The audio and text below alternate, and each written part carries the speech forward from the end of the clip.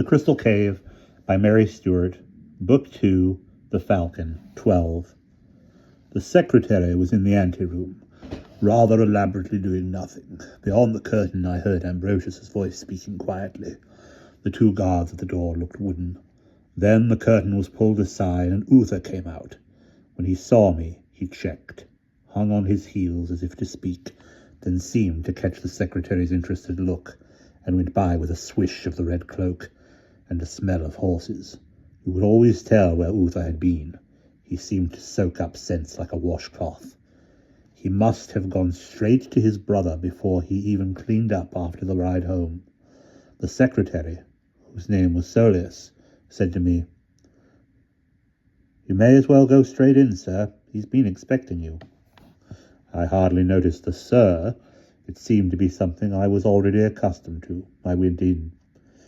He was standing with his back to the door, over by the table. This was strewn with tablets, and a stylus lay across one of them, as if he had been interrupted while writing. On the secretary's desk, near the window, a half-unrolled book lay where it had been dropped. The door shut behind me. I stopped just inside it, and the leather curtain fell closed with a ruffle and a flap. He turned. Our eyes met in silence. It seemed, for interminable seconds, that he cleared his throat and said, "Ah, Merlin."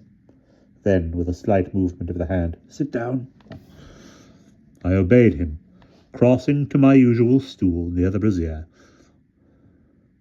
He was silent for a moment, looking down at the table. He picked up the stylus, looked absently down at the wax, and added a word. I waited. He scowled down at what he had done, scored it out again, then threw the stylus down and said abruptly, "Uther has been to see me." "Yes, sir." He looked up under frowning brows. "I understand he came to you, riding alone beyond the town." I said quickly, "I didn't go out alone. Cadel was with me." "Cadel?" "Yes, sir." "That's not what you told Uther." "No, sir."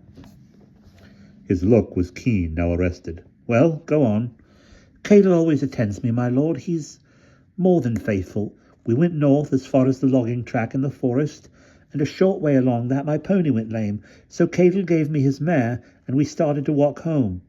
I took a breath. "We took a shortcut and came on Belasius and his servant. Belasius rode part of the way home with me, but it didn't suit him to meet Prince Uther, so he left me." "I see." His voice gave nothing away, but I had the feeling that he saw quite a lot. His next question confirmed it. "Did you go to the Druids' Island?" "You know about it?" I said, surprised. Then, as he did not answer, waiting in cold silence for me to speak, I went on. "I told you Cadel and I took a shortcut through the forest. If you know the island, you'll know the track we followed. Just where the path goes down to the sea, there's a pine grove. We found Ulfin, that's Belasius's servant, there with the two horses. Cadel wanted to take Ulfin's horse and get me home quickly, but while we were talking to Ulfin, we heard a scream rather, from somewhere east of the grove. I went to see. I swear I had no idea the island was there, or what happened there, nor had Cadel. If he'd been mounted, as I was, he'd have stopped me, but by the time he'd taken Ulfin's horse and set off after me, I was out of sight, and he thought I'd taken fright and gone home, which is what he told me to do. And it wasn't until he got right back here that he found I hadn't come this way. He went back for me, but by the time I'd come up with the troop—" I thrust my hands down between my knees, clutching them tightly together. "I don't know what made me ride down to the island. At least I do. It was the cry, so I went to see. But it wasn't only because of the cry. I can't explain, not yet." I took a breath. "My lord." "Well?" "I ought to tell you, a man was killed there tonight on the island. I don't know who he was, but I heard that he was a king's man who has been missing for some days. His body will be found somewhere in the forest, as if a wild beast had killed him." I paused. There was nothing to be seen in his face. "I thought I should tell you."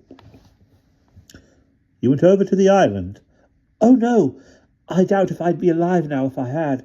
I found out later about the man who was killed. It was sacrilege, they said. I didn't ask about it. I looked up at him. I only went down as far as the shore. I waited there in the trees and watched it, the dance and the offering. I could hear the singing. I didn't know that it was illegal. It's forbidden at home, of course, but one knows it still goes on, and I thought it might be different here. But when my Lord Uther knew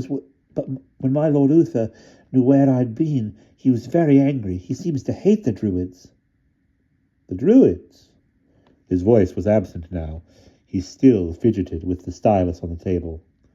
Ah, yes, Uther has no love for them. He was one of Mithras's fanatics. And light is the enemy of darkness, I suppose. Well, what is it? This, sharply, to Solius, who came in with an apology and waited just inside the door. Forgive me, sir, said the secretary. There's a message from King Buddock. I told him you were engaged, but he said it was important. Shall I tell him to wait? Bring him in, said Ambrosius. The man came in with a scroll. He handed it to Ambrosius, who sat down in his great chair and unrolled it. He read it, frowning. I watched him. The flickering flames from the brazier spread, lighting the planes of the face, which already it seemed I knew as well as I knew my own. The heart of the brazier glowed, and the light spread and flashed. I felt it spreading across my eyes as they blurred and widened. Merlin! Emrys, Merlin! The echo died to an ordinary voice. The vision fled. I was sitting on my stool in Ambrosius's room, looking down at my hands, clasping my knees. Ambrosius had risen and was standing over me, between me and the fire. The secretary had gone, and we were alone. At the repetition of my name, I blinked and roused myself. He was speaking. What do you see there in the fire? I answered without looking up. A grove of whitethorn on a hillside, and a girl on a brown pony, and a young man with a dragon brooch on his shoulder, and the mist knee-high. I heard him draw a long breath. Then his hand came down and took me by the chin and lifted my face. His eyes were intent and fierce. It's true, then, this sight of yours. I have been so sure, and now beyond all doubt it is true. I thought it was the first night by the Standing Stone, but that could have been anything, a dream, a boy's story, a lucky guess to win my interest, but this, I was right about you. He took his hand from my face and straightened. Did you see the girl's face? I nodded. And the man's? I met his eyes then. Yes, sir. He turned sharply away and stood with his back to me, head bent.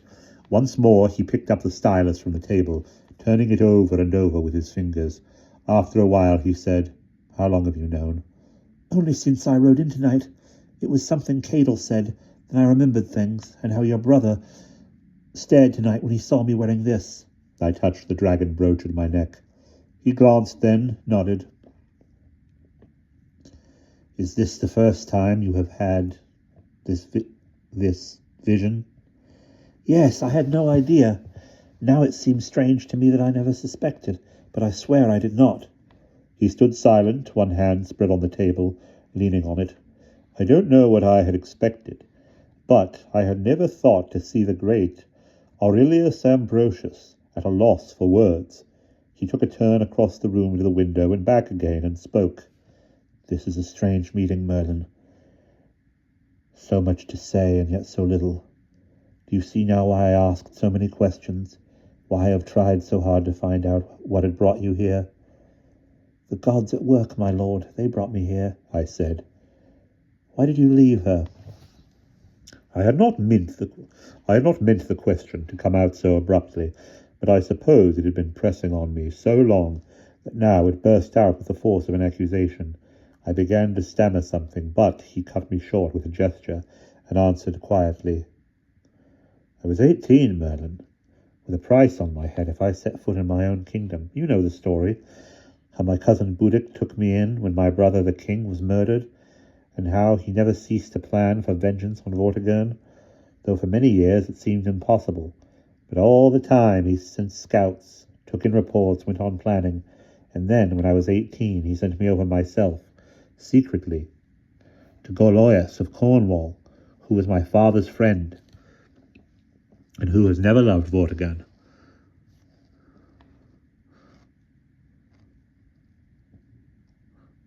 Gorlois sent me north,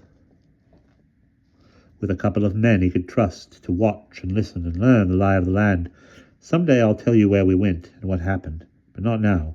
What concerns you now is this. We were riding south near the end of October towards Cornwall to take the ship for home, when we were set upon and had to fight for it. They were Vortigern's men. I don't know yet whether they suspected us, or whether they were killing, as Saxons and foxes do, for wantonness and the sweet taste of blood. The latter, I think, or they would have made surer of killing me. They killed my 2 companions, but I was lucky. I got off with a flesh wound and a knock on the head that struck me senseless, and they left me for dead. This was at dusk. When I moved and looked round about me, it was morning, and a brown pony was standing over me with a girl on his back, staring from me to the dead men and back again, with never a sound. The first glimmer of a smile, not at me, but at the memory. I remember trying to speak, but I had lost a lot of blood, and the night in the open had brought on a fever. I was afraid she would take fright and gallop back to the town, and that would be the end of it, but she did not. She caught my horse and got my saddlebag and gave me a drink. Then she cleaned the wound and tied it up, and then, God knows how, got me across the horse and out of the valley. There was a place she knew of, she said, nearer the town, but remote and secret. No one ever went there. It was a cave with a spring. What is it? Nothing, I said. I should have known. Go on. No one lived there then? No one. By the time we got there, I suppose I was delirious. I remember nothing.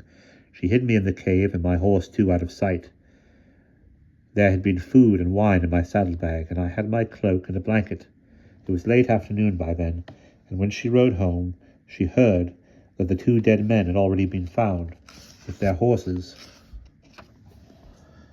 straying nearby. The troop had been riding north. It wasn't likely that anyone in the town knew there should have been 3 corpses found, so I was safe. Next day, she rode up to the cave again, with food and medicines, and the next day, too. He paused, and you know the end of the story. When did you tell her who you were? When she told me why she could not leave Maradunham and go with me. I thought till then she was perhaps one of the Queen's ladies. From her ways and her talk, I knew she had been bred in a king's house. Perhaps she saw the same in me, but it didn't matter. Nothing mattered except that I was a man and she a woman. From the first day we both knew what would happen. You will understand how it is when you are older. Again the smile, this time touching mouth as well as eyes. This is one kind of knowledge I will think you will have to wait for, Merlin. The sight won't help you much in matters of love. You asked her to go with you, to come back here. He nodded. Even before I knew who she was, after I knew, I was afraid for her, and pressed her harder, but she would not come with me. From the way she had spoken, I knew she hated and feared the Saxons, and feared what Vortigern was doing to the kingdoms. But still, she would not come. It was one thing, she said, to do what she had done, but another to go across the seas with the man who, when he came back, must be her father's enemy. We must end it, she said, as the year was ending, and then forget. He was silent for a minute, looking down at his hands. I said, And you never knew she had borne a child? No, I wondered, of course. I sent a message the next spring, but got no answer. I left it then, knowing that if she wanted me, she knew, all the world knew, where to find me. Then I heard, it must have been nearly 2 years later, that she was betrothed. I know now that this was not true, but then it seemed to make me dismiss it from my mind. He looked at me. Do you understand that? I nodded. It may even have been true, though not in the way you'd understand it, my lord. She vowed herself to the church when I should have no more need of her. The Christians call it that a betrothal. So, he considered for a moment. Whenever it was, I sent no more messages, and when later on there was mention of a child, a bastard, it hardly crossed my mind that it could be mine. A fellow came here once, a travelling eye doctor who had been through Wales, and I sent for him and questioned him, and he said yes, there was a bastard boy at the palace of such and such an age, red-haired and the king's own. Dineus, I said, he probably never saw me. I was kept out of the way, and my grandfather did sometimes explain me away to strangers as his own. He had a few scattered around here and there. So I gathered. So the next rumour of a boy, possibly the king's bastard, possibly his daughters, I hardly listened to. It was all long past, and there were things to do, and always there was the same thought. If she had borne a child to me, would she not have let me know? If she had wanted me, would she not have sent word? He fell silent then, back in his own thoughts. Whether I understood it all then, as he talked, I do not now recollect, but later, when the pieces shook together to make the mosaic, it was clear enough. The same pride which had forbidden her to go with her lover had forbidden her, once she discovered her pregnancy, to call him back, and it helped her through the months that followed. More than that, if, by flight or any other means, she had betrayed who was her lover, nothing would have stopped her brothers from travelling to Budek's court to kill them. There must, knowing my grandfather,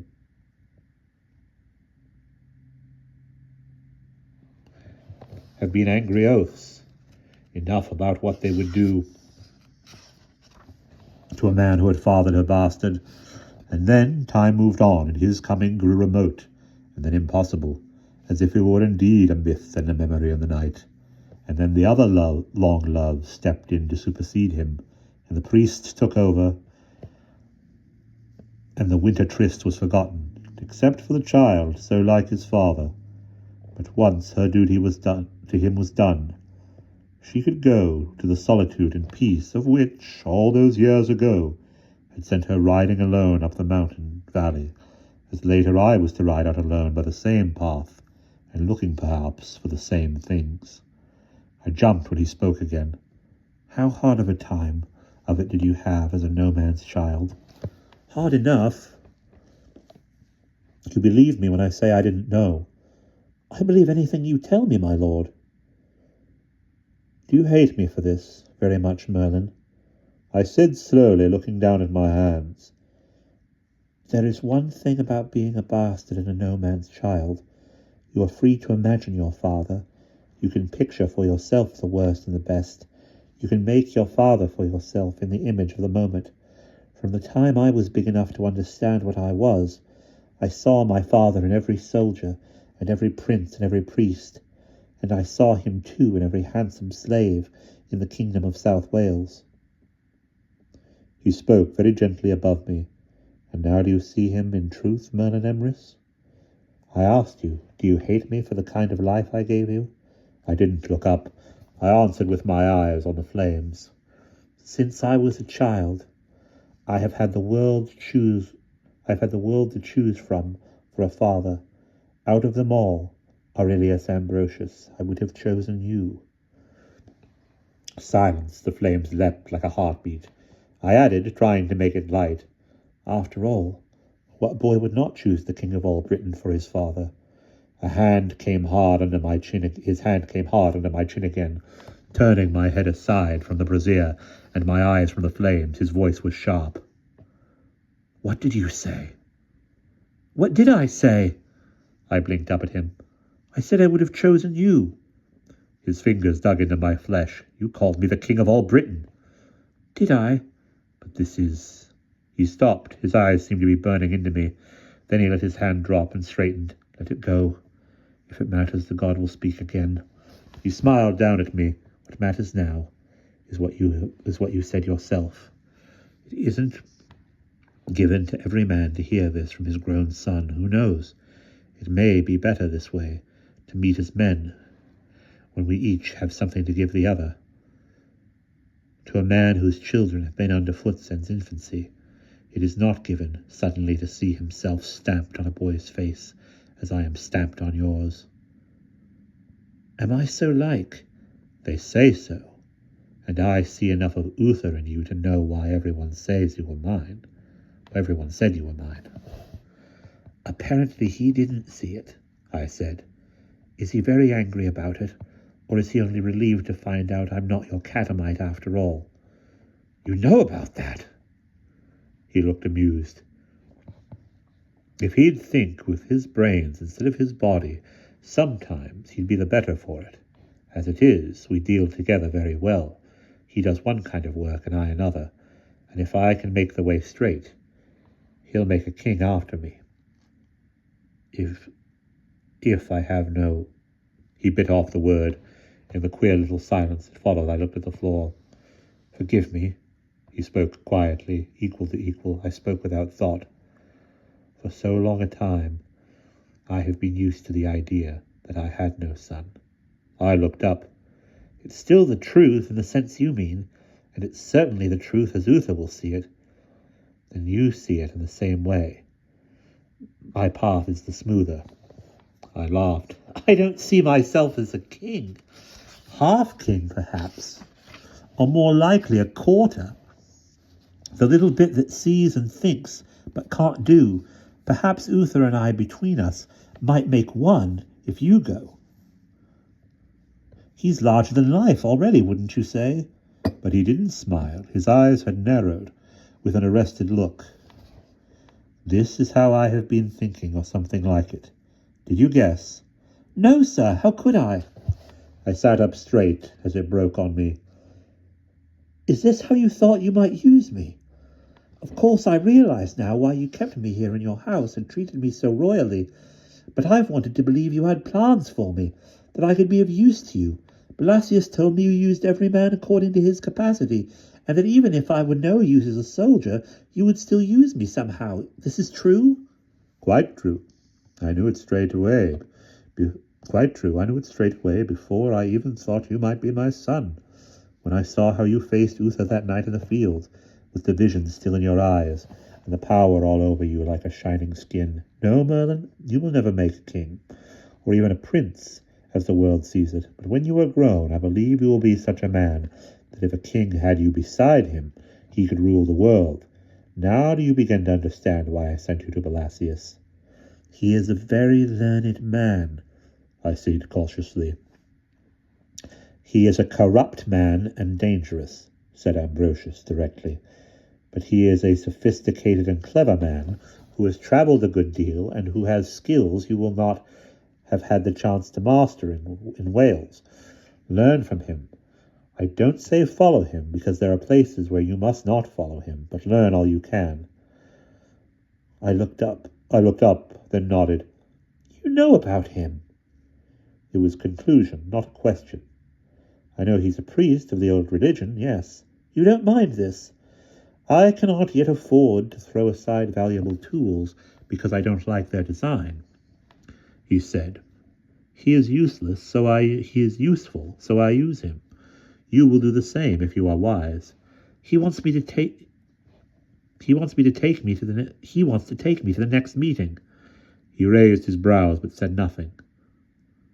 Will you forbid this? I asked. No, will you go? Yes, I said slowly, and very seriously, searching for the words. My lord, when you are looking for what I am looking for, you have to look in strange places. Men can never look at the sun except downwards, at his reflection in things of earth. If he is reflected in a dirty puddle, he is still the sun. There is nowhere I will not look to find him. He was smiling. You see, you need no guarding except what Caedal can do. He leaned back against the edge of the table, half sitting, relaxed now and easy. Emrys, she called you, child of light, of the immortals, divine. You know that's what it meant. Yes. Didn't you know it was the same as mine? My name? I asked stupidly. He nodded. Emrys. Ambrosius. It's the same word. Melinius Ambrosius. She called you after me. I stared at him. Yes, of course, it never occurred to me. I laughed. Why do you laugh? Because of our names. Ambrosius, Prince of Light. She told everyone that my father was the Prince of Darkness. I've even heard songs about it. We make songs of everything in Wales. Some day you must sing it to me. Then he sobered suddenly, his voice deepened. Melinius Ambrosius, child of the light, look at the fire now and tell me what you see. Then as I looked up at him, startled, he said urgently, Now, tonight before the fire dies, while you are weary and there is sleep in your face, look at the brazier and tell me, what will come to Britain? What will come to me and to Uther? Look now. Work for me, my son, and tell me. It was no use. I was awake and the flames were dying in the brazier. The power had gone, leaving only a room with rapidly cooling shadows and a man and a boy talking. But because I loved him, I turned my eyes to the embers. There was utter silence except for the hiss of ash settling and the tick of the cooling metal. I said, I see nothing but the fire dying down in the brazier and a burning cave of coal. Go on looking. I could feel the sweat starting on my body, the drops trickling down beside my nose, under my arms, into my groin till my thighs stuck together. My hands worked on one another, tight between my knees, till the bones hurt, my temples ached. I shook my head sharply to clear it, and looked up. My lord, it's no use. I'm sorry, but it's no use. I don't command the god, he commands me. Some day it may be I shall see at will, or when you command me, but now it comes itself, or not at all. I spread my hands, trying to explain. It's like waiting below a cover of cloud. Then suddenly the wind shifts and it breaks, and the light stabs down and catches me, sometimes full, sometimes only the flying edge of the pillars of sunlight. One day I shall be free of the whole temple, but not yet. I can see nothing. Exhaustion dragged at me. I could hear it in my voice. I'm sorry, my lord. I'm no use to you. You haven't got your prophet yet. No, said Ambrosius. He put a hand down, and as I stood, drew me to him and kissed me. Only a son who has had no supper and who is tired out. Go to bed, Merlin, and sleep the rest of the night without dreaming. There is plenty of time for visions. Good night. I had no more visions that night, but I did have a dream. I never told Ambrosius. I saw again the cave on the hillside, and the girl Ninian coming through the mist, and the man who waited for her beside the cave. But the face of Ninian was not the face of the mother, and the man by the cave was not young Ambrosius. He was an old man, and his face was mine. And that is the end of the second book.